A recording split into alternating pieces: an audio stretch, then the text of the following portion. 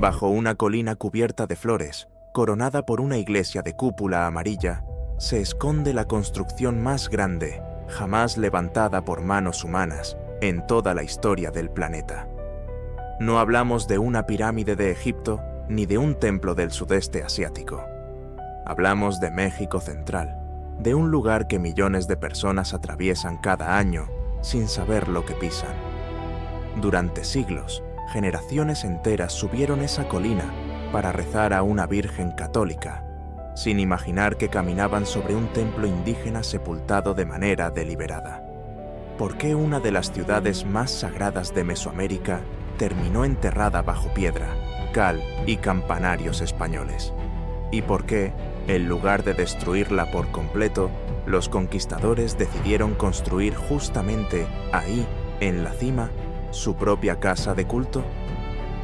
La respuesta conecta comercio, religión, alianzas rotas y una masacre que cambió el rumbo de la conquista de México. Esta es la historia de Cholula, la ciudad que los españoles no lograron borrar del todo, porque en lugar de desaparecerla, la enterraron viva. Mucho antes de que existiera Tenochtitlan como potencia dominante, ya existía Cholula.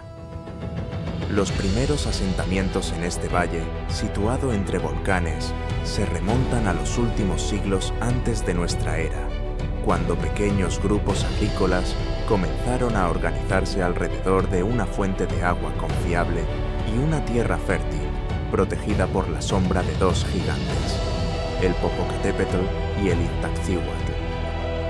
La posición geográfica no era casual. Cholula se levantaba en un corredor natural que conectaba el altiplano central con la costa del Golfo, un punto de paso obligado para quienes comerciaban obsidiana, cacao, plumas de aves tropicales, sal y textiles. Controlar ese cruce de caminos significaba controlar riqueza, y con el tiempo también significaría controlar la fe de buena parte de Mesoamérica. Fue en ese cruce de rutas donde comenzó, hacia los primeros siglos de nuestra era, la construcción de lo que hoy se conoce como el Tlachihualtépetl, la montaña hecha por manos humanas. No se trató de un proyecto único, ni de una sola generación de constructores. A diferencia de la mayoría de las grandes pirámides del mundo antiguo, que fueron edificadas de una sola vez, según un plan cerrado, la pirámide de Cholula creció como crecen los árboles, por capas superpuestas a lo largo de siglos, cada nueva generación construyendo literalmente sobre la anterior, sin destruirla, cubriéndola como quien envuelve un recuerdo con otro más reciente. Arqueólogos han identificado al menos 4 grandes etapas constructivas superpuestas, resultado de sucesivas ampliaciones que respondían tanto a necesidades religiosas como a cambios políticos en la región. El resultado, tras más de 1000 años de trabajo acumulado, fue una base de aproximadamente 400 metros por lado, más ancha que la Gran Pirámide de Giza, y un volumen total que la convierte, según la evidencia disponible, en la estructura piramidal más voluminosa jamás construida en el planeta, incluso por encima de las pirámides egipcias. No es la más alta. Perdió altura precisamente porque, con el paso de los siglos, la erosión, la vegetación y finalmente la intervención humana la transformaron en lo que parecía una colina natural. Pero en volumen bruto, en toneladas de tierra, adobe y piedra desplazadas, ningún otro pueblo antiguo levantó algo comparable. Y sin embargo, durante siglos, casi nadie fuera de Mesoamérica lo supo. ¿Para qué serviría un monumento de esa escala? La respuesta tiene que ver con lo que Cholula representaba dentro del universo religioso mesoamericano. Hacia el período clásico, la ciudad ya mostraba una fuerte influencia del gran centro urbano de Teotihuacán, ubicado a poca distancia hacia el norte.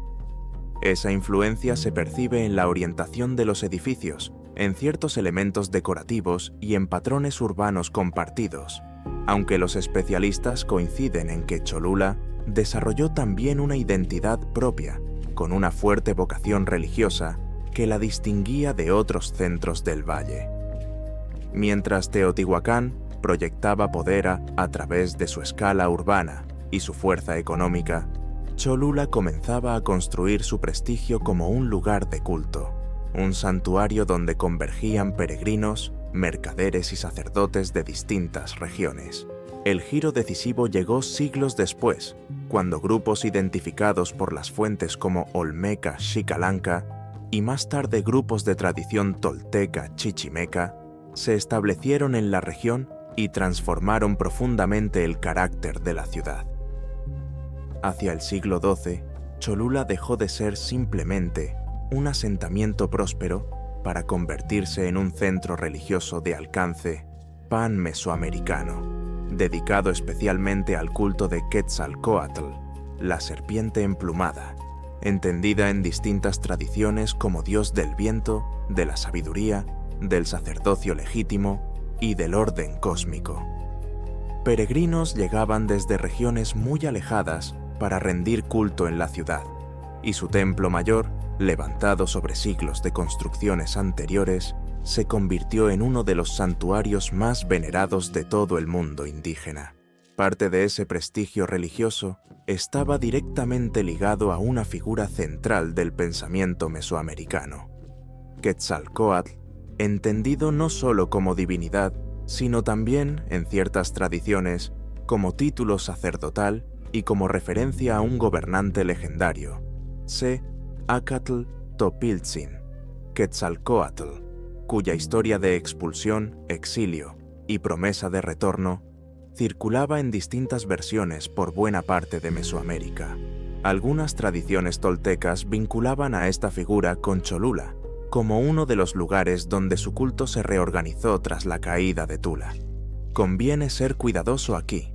La relación exacta entre el Topiltzin histórico o legendario y el desarrollo del culto cholulteca sigue siendo objeto de debate entre especialistas, y buena parte de lo que sabemos proviene de fuentes coloniales tempranas que mezclan memoria oral, reinterpretación religiosa y objetivos políticos posteriores a la conquista.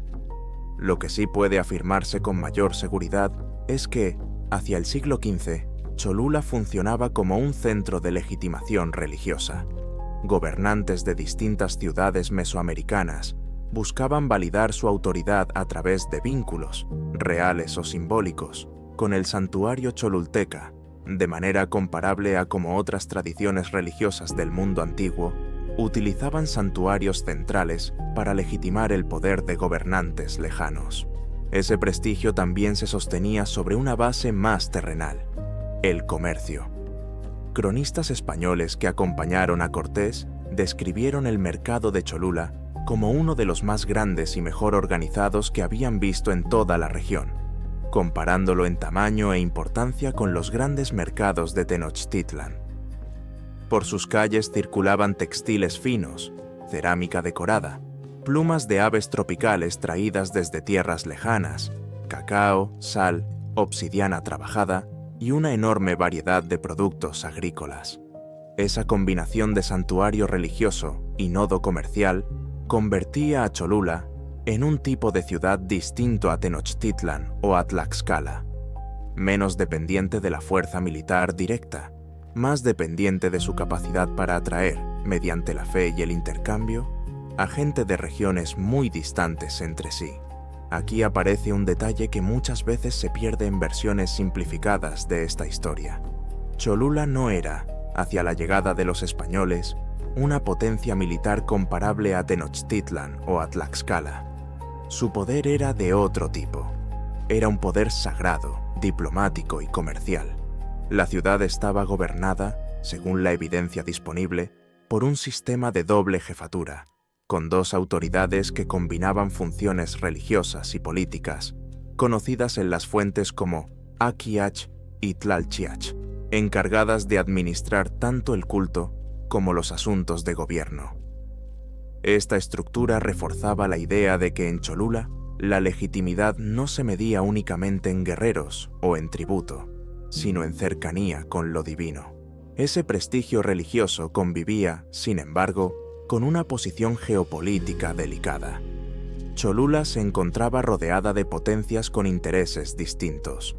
Al oriente, el señorío de Tlaxcala mantenía con Cholula una relación tensa, marcada por siglos de rivalidad, alianzas rotas y desconfianza mutua. Al mismo tiempo, Cholula había establecido vínculos comerciales y, según distintas interpretaciones historiográficas, también ciertos lazos políticos con la Triple Alianza, encabezada por Tenochtitlan, aunque el grado exacto de subordinación o autonomía de Cholula frente a los mexicas sigue siendo un tema debatido entre especialistas. Lo que sí resulta claro es que, para 1519, Cholula era una pieza estratégica, sagrada, rica y situada exactamente en el camino que cualquier fuerza extranjera debía cruzar para llegar al corazón del imperio mexica. Y fue precisamente por ese camino por donde llegó, en el otoño de 1519, una columna de hombres extraños, montados en animales que nadie en la región había visto antes, acompañados de intérpretes, aliados indígenas y un propósito que apenas empezaba a revelarse: Hernán Cortés y su expedición en ruta hacia Tenochtitlan. Para entender lo que ocurriría en Cholula, hay que entender primero con quién viajaba Cortés. Semanas antes, tras una campaña militar dura y costosa, los españoles habían logrado un acuerdo con Tlaxcala, el rival histórico de Cholula. Miles de guerreros tlaxcaltecas se sumaron a la expedición, no como simples acompañantes, sino como aliados con sus propios objetivos: debilitar a sus enemigos tradicionales y reconfigurar el equilibrio de poder regional aprovechando la llegada de esta fuerza extranjera. Cuando la columna se aproximó a Cholula, los tlaxcaltecas advirtieron a Cortés que desconfiara profundamente de la ciudad, describiéndola como aliada de Tenochtitlan y, según sus propias palabras, como una trampa preparada para destruir a los recién llegados. Cholula, por su parte, optó inicialmente por una postura cautelosa. Las autoridades de la ciudad recibieron a los españoles, pero se negaron a que los miles de guerreros tlaxcaltecas entraran armados dentro del núcleo urbano, un gesto que reflejaba tanto protocolo diplomático como profunda desconfianza hacia su antiguo enemigo. Los españoles fueron alojados en el centro de la ciudad, aparentemente en condiciones de hospitalidad, mientras la tensión entre los tres actores, cholultecas, tlaxcaltecas y españoles, crecía en silencio. Fue en ese contexto donde ocurrió el episodio que definiría para siempre la memoria histórica de Cholula. Según el relato que los propios españoles dejaron por escrito, y que luego fue retomado por cronistas posteriores, la intérprete indígena conocida como Malintzin o Malinche habría recibido información, posiblemente a través de una mujer local, de que las autoridades cholultecas y fuerzas mexicas planeaban una emboscada contra los españoles dentro de la ciudad. Es importante decir con claridad que esta versión proviene fundamentalmente de fuentes españolas y de sus aliados, y que los historiadores han debatido durante siglos su exactitud. Algunos especialistas consideran plausible que existiera cierto riesgo real, dado el contexto de creciente hostilidad. Otros sostienen que el supuesto complot fue exagerado o incluso fabricado para justificar de antemano lo que Cortés ya tenía intención de hacer: dar un golpe de fuerza que sirviera como advertencia al resto de Mesoamérica, y en particular a Moctezuma y a Tenochtitlan. Lo que sucedió después no admite ambigüedad en cuanto a su magnitud. Cortés ordenó reunir a un número considerable de nobles y guerreros cholultecas en uno de los patios ceremoniales de la ciudad, bajo el pretexto de organizar la partida de la expedición. Una vez concentrados y en una acción coordinada con sus aliados tlaxcaltecas, los españoles atacaron. Lo que comenzó como una ejecución selectiva de líderes se convirtió rápidamente en una masacre generalizada que se extendió por buena parte del núcleo urbano durante horas. Las cifras exactas de víctimas varían enormemente según la fuente. Algunos cronistas hablan de varios miles de muertos, otros ofrecen estimaciones más moderadas, y los historiadores modernos coinciden en que es imposible establecer un número preciso con la evidencia disponible. Lo que sí resulta consistente entre las fuentes es la escala del hecho. No fue una escaramuza menor, sino una demostración de violencia deliberada y a gran escala, ejecutada en el corazón de una de las ciudades más sagradas de Mesoamérica. El problema es que aquella decisión resolvía una amenaza inmediata, real o percibida, pero habría una herida mucho más profunda. La masacre de Cholula no solo destruyó vidas, destruyó también la idea de que la resistencia negociada tenía sentido frente a los españoles. El mensaje llegó con claridad hasta Tenochtitlan. Si una ciudad tan venerada, tan protegida por su prestigio religioso, podía ser sometida de esa manera, ninguna otra ciudad del Valle Central podía sentirse verdaderamente a salvo. Algunos historiadores interpretan el episodio como un cálculo político deliberado por parte de Cortés, diseñado precisamente para sembrar terror y facilitar la entrada posterior a Tenochtitlan, sin resistencia armada inmediata. Otros matizan esta lectura, señalando que la violencia también respondía a la lógica de sus aliados tlaxcaltecas, interesados en debilitar de forma definitiva a su rival histórico. Probablemente ambos factores, el cálculo estratégico español y los intereses locales de Tlaxcala, se combinaron para producir el desenlace. Tras la masacre, Cortés y sus aliados permanecieron varias semanas más en Cholula antes de continuar su marcha hacia Tenochtitlan. Durante ese tiempo, según los relatos disponibles, se produjeron gestos destinados a reafirmar el sometimiento de la ciudad. Destrucción parcial de símbolos religiosos, imposición de nuevas autoridades más favorables a los intereses españoles y una reconfiguración del equilibrio de poder que beneficiaba directamente a Tlaxcala. La ciudad que durante siglos había sido un centro sagrado neutral, respetado incluso por potencias rivales, quedaba ahora marcada como un territorio conquistado y humillado. La pregunta no es solo por qué ocurrió la masacre. La pregunta es también por qué nadie, ni dentro de Cholula ni desde Tenochtitlan, consiguió detenerla a tiempo. Las fuentes indígenas posteriores, en particular los relatos recopilados décadas después por frailes y cronistas que entrevistaron a sobrevivientes y descendientes, sugieren que la noticia de lo ocurrido en Cholula llegó a Moctezuma con enorme rapidez y que el gobernante mexica reaccionó con profunda preocupación. Para muchos historiadores, este es el punto donde la narrativa de la conquista cambia de tono. Hasta Cholula, Moctezuma parecía manejar la llegada de los extranjeros con cautela diplomática, evaluando opciones, enviando emisarios, regalos y advertencias. Después de Cholula, esa cautela se transforma, según distintas interpretaciones, en algo más cercano a la resignación o al fatalismo, aunque los historiadores discrepan sobre cuánto de esa supuesta pasividad posterior responde a la realidad y cuánto fue una construcción narrativa elaborada después de los hechos, tanto por cronistas españoles interesados en justificar la conquista como por relatos indígenas posteriores que buscaban explicar una derrota que, en su momento, resultaba difícil de comprender. Conviene subrayar que la masacre de Cholula no puede reducirse a una única causa.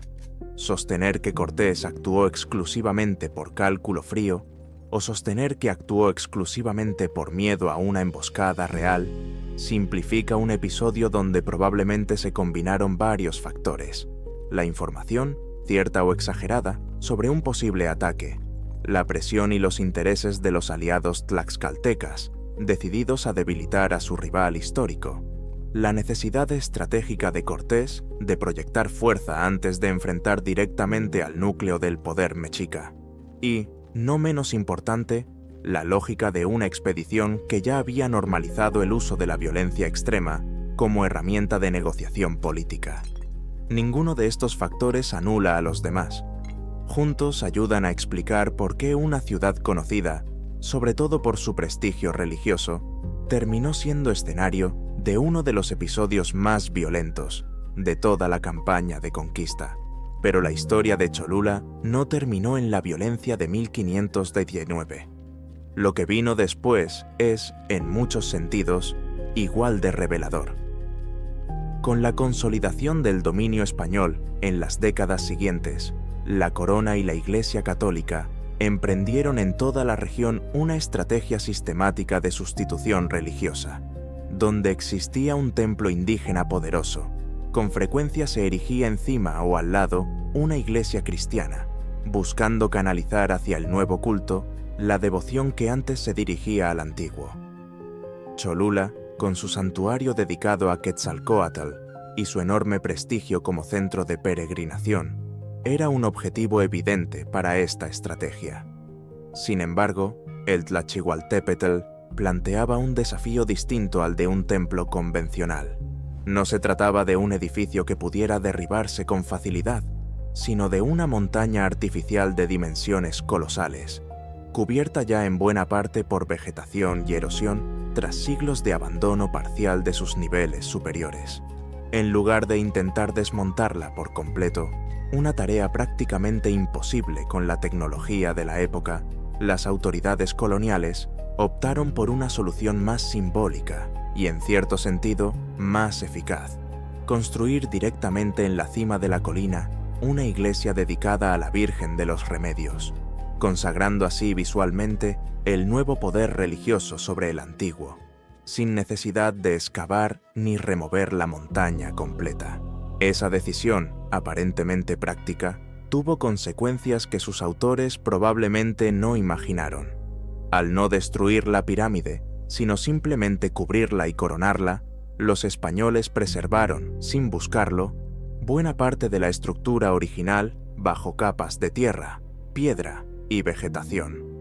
Lo que debía ser un acto de sustitución religiosa terminó funcionando, siglos después, como un mecanismo involuntario de conservación arqueológica. La ciudad sagrada no fue borrada, fue sepultada, y lo que se entierra, a diferencia de lo que se destruye, puede eventualmente ser recuperado.